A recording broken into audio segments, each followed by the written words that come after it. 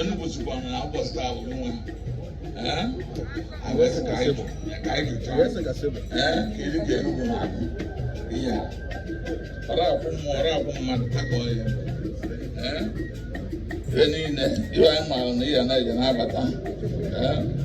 ihe ọgụ ịnọ nke egwu ị na-ene briji na ọgụ ịweta ebe ihe eji na-edozi Enugu esi m na igbu n'aka m na ihe egbu na mma igbu n'aka ekpe mma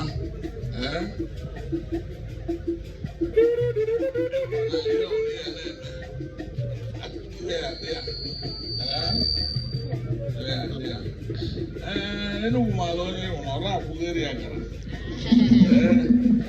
ọrụ akwụgheri agara na anyị abụcha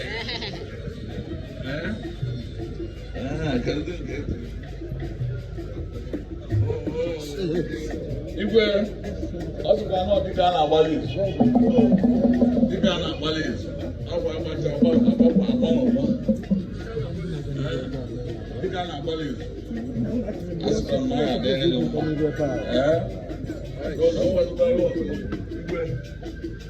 dịka anyị kwuru na ọrụ akwụrụ ya na-abịarị ya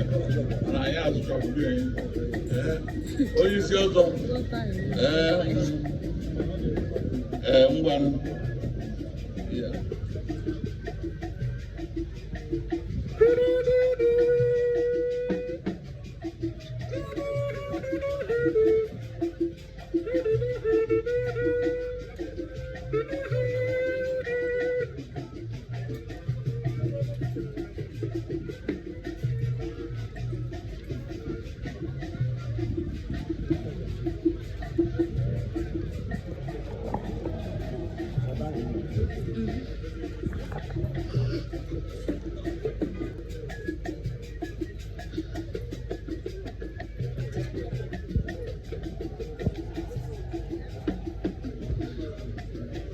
Dikeanagbaluizu eji wee na-ekwu ka ajọ mmadụ iji na-eri ya na-aga na-ekwu ya aka nri aka ekpe ọ na-etiwolu si were ide kuruta ihe ọma isiri onye eme ya ihe ọjọọ niile agba ụgbọ ime ya le nne niile na-abata nke ugbu a ori ọ nwere awara agwa ọnya gosiri ịwa Ozomkpu ebe ọ bụ ijidere ya ilu ọwụlụ ebe okwu dị ikwuchere ya na-esu ọnya bịa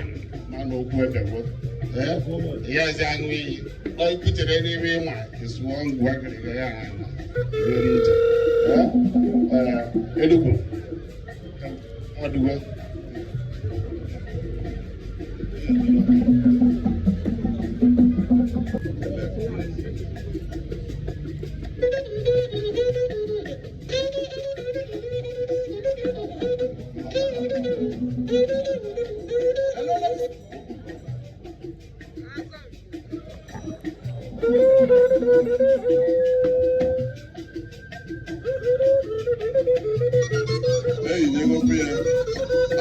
awọrọ ndị ọzọ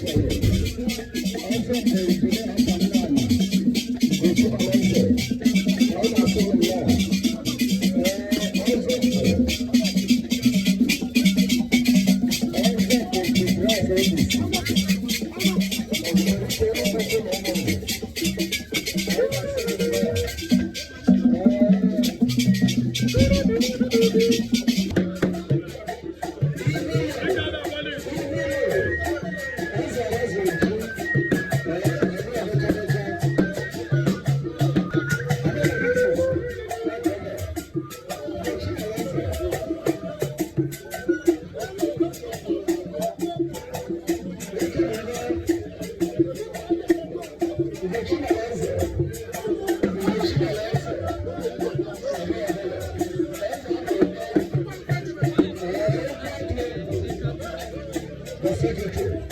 I salute you.